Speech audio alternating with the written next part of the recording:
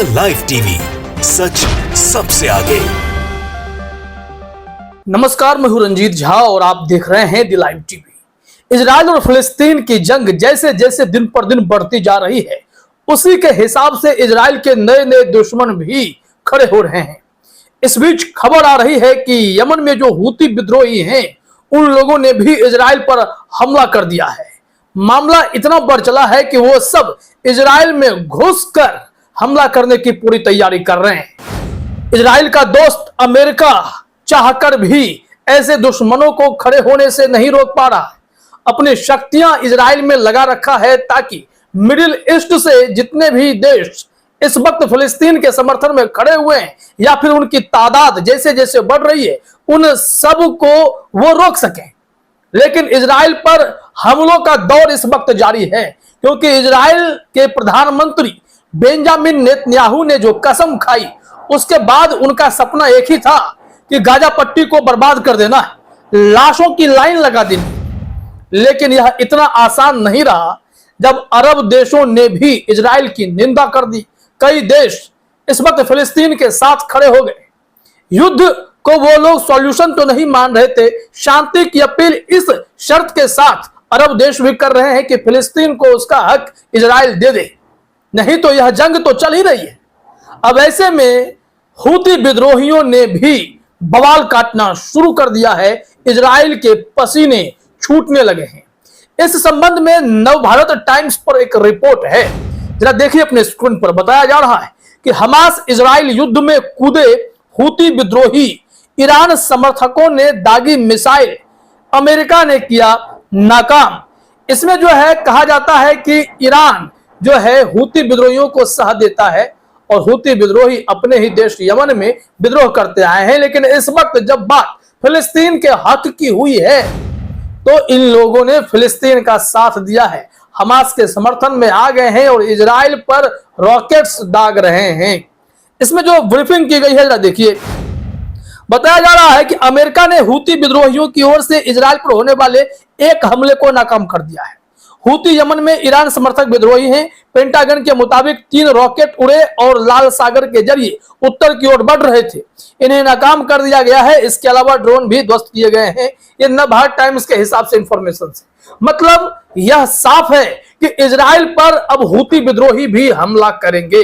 वो बड़े हमले की तैयारी में है। अगर इस तरीके से अमेरिका उन्हें रोकने की कोशिश कर भी रहा है, तो भी इन लोगों के पास विकल्प है कि वो इजराइल में घुसकर बड़े जंग का ऐलान कर दें। फिलिस्तीन के समर्थन में इन लोगों ने जो फैसला लिया है, उसके बाद यह तय माना जा रहा है कि हूती विद्रोहियों की तरह ही कई और देश अभी भी फिलिस्तीन के समर्थन में आकर खड़े होने वाले हैं, जो इजराइल की मुश्किलें बढ़ा देंगे। अमेरिका कितनी सुरक्षा इजराइल की कर पाएगा? हथियार दे या फिर सुरक्षा दे, अमेरिका खुद एक न एक मोर्चे पर आकर विफल होता जा रहा है।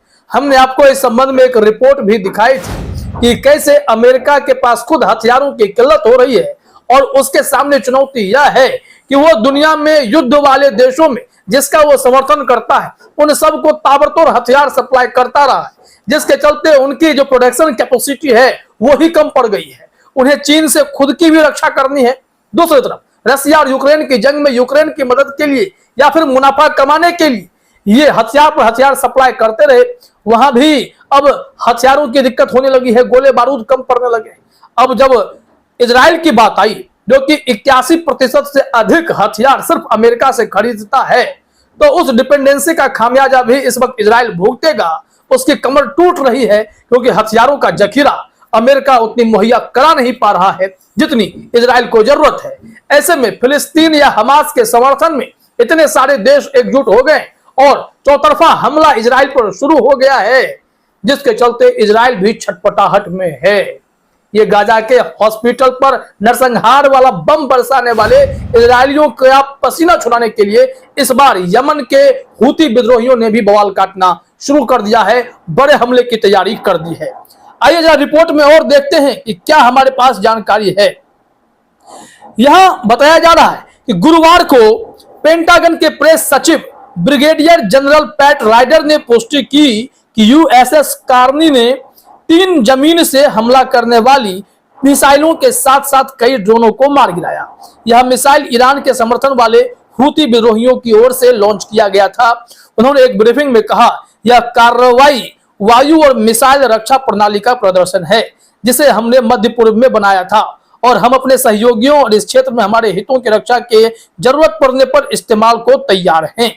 ये देखिए एकदम से क्लियर ये हूती विद्रोहियों का जो लॉन्च हुआ मिसाइल, बता दिया गया है कि हम फिलिस्तीन के समर्थन में, जो हम जिन्हें मित्र मानते हैं, उनकी रक्षा के लिए या फिर खुद की सुरक्षा के लिए ऐसी चीजों को लॉन्च करते हैं। अब यह भी क्लियर हो गया है कि यमन से लॉन्च की गई थी मिसाइल, मतलब जंग में अब यमन भी कूद पड़ा है। यमन के लड़ाके अब इस तरीके से बवाल काटने वाले हैं। लेबनान में हिजबुल्लाह का बवाल, फिलिस्तीन में हमास, और इस वक्त यमन से हूती विद्रोहियों ने जो हमला शुरू किया है वो अब इजरायलियों को सोने नहीं देगा। जरा देखिए क्या बताया जा रहा है। राइडर ने कहा कि किस लक्ष्य को निशाना बनाया जा रहा था यह अभी पूरी तरह से नहीं कहा जा सकता। उन्होंने कहा कि यह मिसाइल यमन से लॉन्च हुआ और लाल सागर के साथ उत्तर की ओर बढ़ रहा था। ऐसे में संभवतः इसका निशाना इजरायल था। अमेरिकी युद्धपोत यूएसएस कार्नी बुधवार को स्वेज नहर से होते हुए लाल सागर में प्रवेश कर गया। अमेरिकी फ्लीट फोर्सेज कमांड ने एक सोशल मीडिया पोस्ट में कहा कि मध्य पूर्व में समुद्री सुरक्षा और स्थिरता सुनिश्चित करने में यह मदद करेगा। वहीं इस घटना के बाद अमेरिका की भी चिंता बढ़ गई है। पता चला है कि सीरिया की तरफ से अमेरिका के बेस पर भी हमला किया गया है। यानी जो इजराइल का दोस्त बना फिर रहा है वो भी इस वक्त सुरक्षित नहीं है, क्योंकि कब कौन सा देश इन लोगों पर हमला करेगा इसकी कोई गारंटी नहीं है। अब जरा से यहां समझना पड़ेगा ये हूती विद्रोही हैं कौन, कैसे खड़े हुए, कितने ताकतवर हैं। इसे समझने के लिए सबसे पहले तो आप एक और ट्वीट देखिए, फिर हम इसके डिटेल में चलेंगे। तस्वीर है जिसमें इसमें सेनाओं की फौज ही नजर आ रही है। इसमें कहा जा रहा है, we keep our hand on the trigger and wait for the order to move. This statement was made by Abdul Wahab al Mahbasi, a member of the Politburo of the Houthi movement in Yemen। यहां कहा जा रहा है कि हम लोग अपनी उंगली ट्रिगर पर ही रखते हैं, बस आदेश का इंतजार रहता है। यह स्टेटमेंट जो है अब्दुल वहाब अल महबासी का है, जो कि पोलिट ब्यूरो हूती मूवमेंट यमन में जो है उसके मेंबर हैं। यानी कि वो सब तैयार बैठे हैं इस बड़े जंग में हिस्सा लेने के लिए, और कहें कि जो मिसाइल छोड़े गए इजराइल की तरफ, भले ही रास्ते में उसे फेल किया गया लेकिन हमले का ऐलान तो हो गया, बड़े जंग का ऐलान तो हो गया, हमले तो शुरू हो गए। तो इजरायलियों को सोचना होगा युद्ध रोकेंगे या फिर कई देशों का एक साथ हमला वो झेलने के लिए तैयार हैं क्या। अब यहाँ पर नवभारत टाइम्स की ही एक रिपोर्ट है जिसमें यह बताया जा रहा है कि जाने कौन है खूंखार हूती विद्रोही। संयुक्त अरब अमीरात सऊदी अरब को क्यों बना रहे हैं निशाना। ये लोग जो संयुक्त अरब अमीरात और सऊदी अरब को भी निशाना बनाने लगे थे। खैर इस वक्त इन लोगों ने फिलिस्तीन का साथ देना मुनासिब समझा है। तो जरा समझ लेते हैं कि ये लोग हैं कौन। बताया जा रहा है कि हूतियों का उदय 1980 के दशक में यमन में हुआ। यह यमन के उत्तरी क्षेत्र में शिया मुस्लिमों का सबसे बड़ा आदिवासी संगठन है। हूती उत्तरी यमन में सुन्नी इस्लाम की सलाफी विचारधारा के विस्तार के विरोध में है। 2011 में पहले जब यमन में सुन्नी नेता अब्दुल्लाह सालेह की सरकार थी तब शियाओं के दमन की कई घटनाएं सामने आई। ऐसे में शियाओं में सुन्नी समुदाय के तानाशाह नेता के खिलाफ गुस्सा भड़क उठा। और उससे भी बड़ी बात जो जानकारी है कि ये विद्रोही संगठन कैसे बन गए, ये समझ लीजिए। बताया जा रहा कि रिपोर्ट के मुताबिक 2000 के दशक में विद्रोही सेना बनने के बाद हूतियों ने 2004 से 2010 तक सालेह की सेना से 6 बार युद्ध किया। साल 2011 में अरब देशों सऊदी अरब, यूएई, बहरीन और अन्य के हस्तक्षेप के बाद यह युद्ध शांत हुआ। तानाशाह सालेह को देश की जनता के प्रदर्शनों के चलते पद छोड़ना पड़ा। इस दौरान अब्दुर्रब्बु मंसूर हादी यमन के नए राष्ट्रपति बने, लेकिन देश में जिहादी आतंकियों के बढ़ते हमले, दक्षिणी यमन में अलगाववादी आंदोलन, भ्रष्टाचार, बेरोजगारी और सेना का पूर्व राष्ट्रपति सालेह को समर्थन हादी के लिए समस्या बना रहा।